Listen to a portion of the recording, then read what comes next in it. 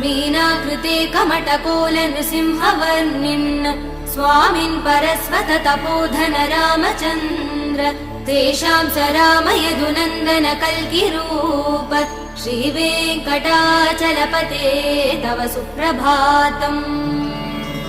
एलालवङ्ग घनसार सुगन्धितीर्थम् दिव्यम् वियत्सरिदि हेम घटेषु पूर्णम् धृत्वाद्य वैदिकसिकामणयः प्रहृष्टाः तिष्ठन्ति वेङ्कटपते तव सुप्रभातम्।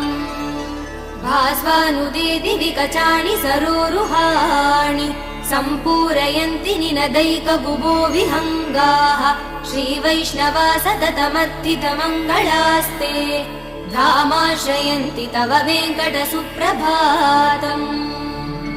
ब्रह्मादयः सुरवरासमहर्षयस्ते